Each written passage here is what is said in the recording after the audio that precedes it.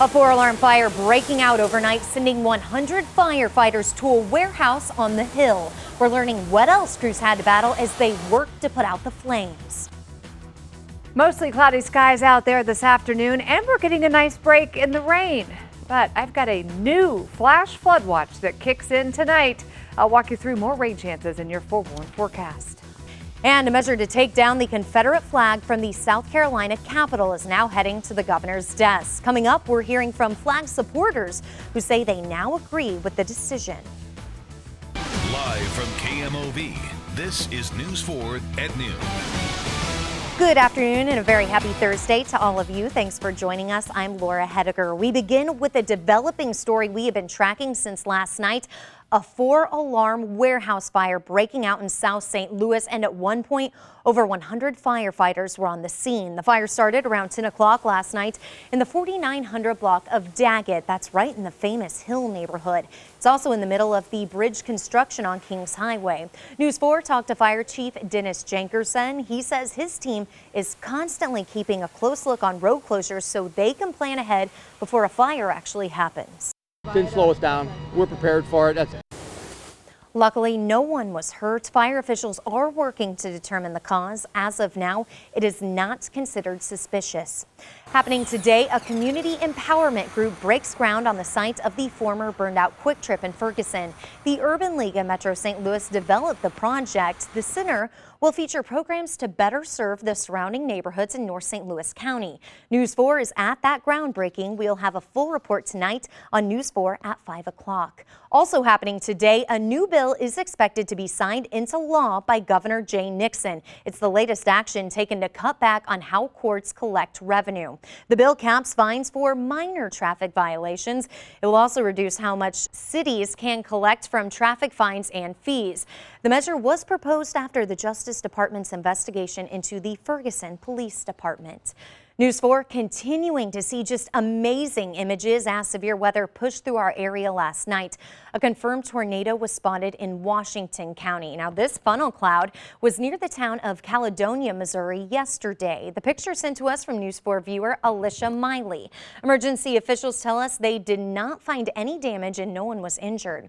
We are also getting this photo of another apparent funnel cloud. This one coming to us from a News 4 viewer in Belgrade, Missouri. That's also in Washington County. No word on the extent of damage from that storm or any injuries. And of course, remember, you can submit your own weather pictures through the KMOV weather app, as well as track the storms and get live alerts. The KMOV weather app is free to download on your smartphone. A very good thing to have when meteorologist Megan Danahay, you guys have such a busy job like you did last night tracking all those storms. Yeah, it was tough last night. We had several different modes of storms. We had individual thunderstorms that were just a few minutes. Always busy. Thank you, Megan. Now, News 4 is tracking crime today out of Franklin County. The sheriff there says a suspected drunk driver came close to hitting 2 deputies as he led them on a chase. It happened early yesterday morning in Union. The 34-year-old man eluded deputies for several miles and almost hit 2 patrol cars. He was finally stopped when spike strips took out 2 tires. They ordered him out of the car. The sheriff says the suspect was freed because the prosecuting attorney is waiting on lab tests to determine if the driver was intoxicated. News 4 is learning more about a Wentzville school worker and church youth pastor who faces child molestation charges. According to charging documents, this man, Cameron Patterson, allegedly abused a child more than 100 times dating back to 2006. Patterson works for the district's before and after school program. The district placed him on administrative leave. He also serves as a youth pastor at Baldwin Baptist Church. Church officials are not commenting on that case.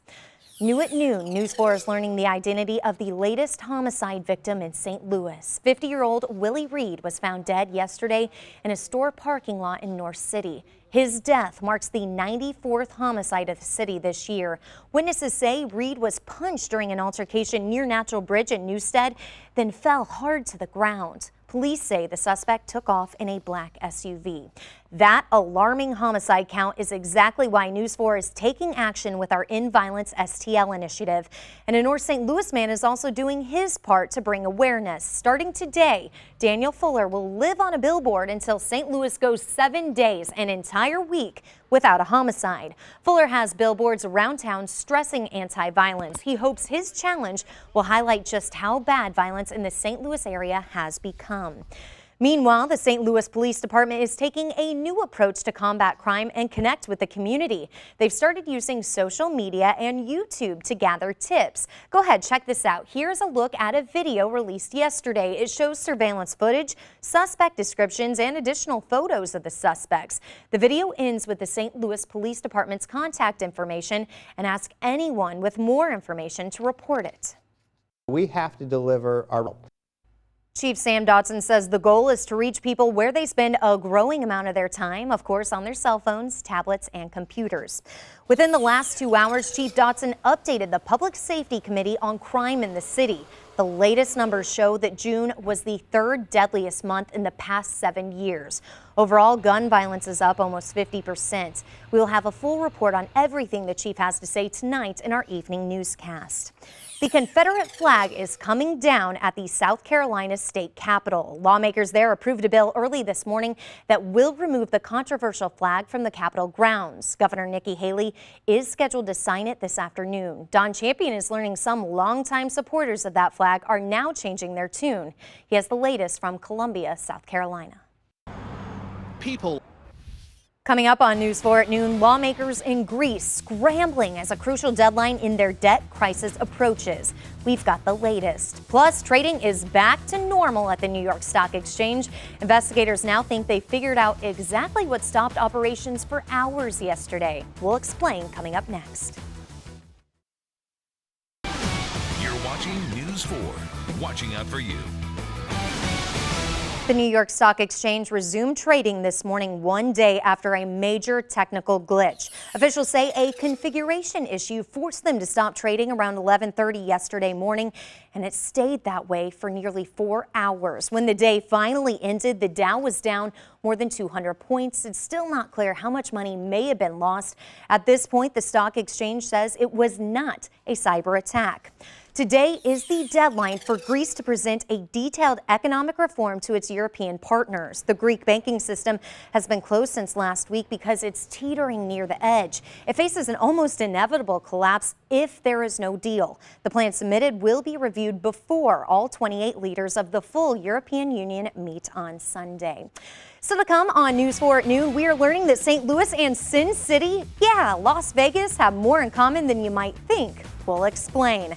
Plus, at what age should you be allowed to buy cigarettes? A new study reveals most Americans agree the current law should be changed. But first, let's take a look at today's fun fact. Here it is. What famous father-daughter duo made their debut duet together with the song Glory only days after the daughter was born? Put your thinking caps on. That answer is coming up a little later, only on News 4 at noon. Watching News 4, watching out for you. Would you support raising the minimum age to buy tobacco? We are learning that most Americans do. A recent survey found that 75% of Americans want it to be 21 years of age. Experts say keeping tobacco out of teens' hands could keep them from becoming addicted later in life. In most states, the legal age sits at 18. Hawaii is the only state where you have to be 21. And happening today, the Cardinals are in Pittsburgh for the start of one of the most important series of the entire season. And thanks to some late heroics, they are guaranteed to leave in first place. Peralta jumps on this pitch, deep left field. Gone! It's gone! Down to their final strike. Peralta, two-run bomb! And that's... Thank you, Johnny. Peralta providing the game-winning two-run blast in Chicago last night. It came in the top of the ninth and clinched a 6-5 win over the Cubs. Man, doesn't it feel good to just beat the Cubs. Now that victory means STL is up 4.5 games on the Pirates. And hey, get this, starting tonight, the Birds and Bucks meet for a 4-game series. All right, summertime offers a great chance to get out of the house, and July is one of the best times to do it because you might not have known this. It's actually National Park and Recreation Month, and better yet, St. Louis is ranked as one of the best cities to enjoy the month-long holiday. Wallet Hub recently named our city the 8th best for recreation. One of the positives is the quality of St. Louis parks. They were given a big thumbs up. The website also cited St. Louis facilities as some of the best in the country, and only Las Vegas has more music venues per capita than our city. Now here is a live look outside from our first Clover Leaf Bank Eye on St. Louis camera as we take a look up Market Street on this Thursday. Thanks for joining us. Well, if we do. One thing is for sure, hot over the weekend. 94, 95, 94 going into Monday. So it's going to make what's out there right now feel like winter. Right. And I'm going to guess it's going to be pretty humid as well. Absolutely. With all that moisture in the soil, you betcha. Ugh. Well, thank you, Megan. You're welcome. Now, Megan and I will be right back with the answer to today's fun fact. Here it is. What famous father-daughter duo made their debut duet together on the song Glory only days after the daughter was born? That answer is next, only on News 4 at noon. Now, you may have seen this one specific video online. It seems to be just everywhere this week. I haven't seen it yet. Well, you'll have to check it out. I'm watching. All right. It is a beatbox battle that's between a father and daughter. And get this, we found out that the two social media stars actually live right here in the St. Louis area. So go ahead and check it out.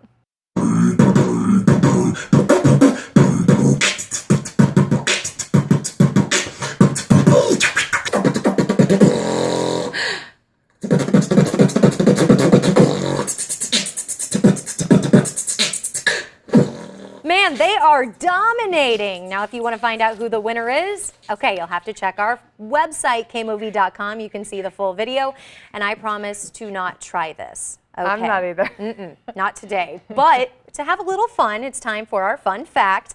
We are sticking with the topic of musical father-daughter duos, so let's get right to it. Oh, I love it. My dad used to play guitar and I used to sing with him. This famous duo made their duet debut together on the song Glory when the famous daughter was only days old. Who are we talking about? Of course, rapper and media mogul Jay-Z and his daughter with fiance Blue Ivy. Thanks for joining us for your lunch, and Megan will be back at 5 o'clock. Have a great afternoon.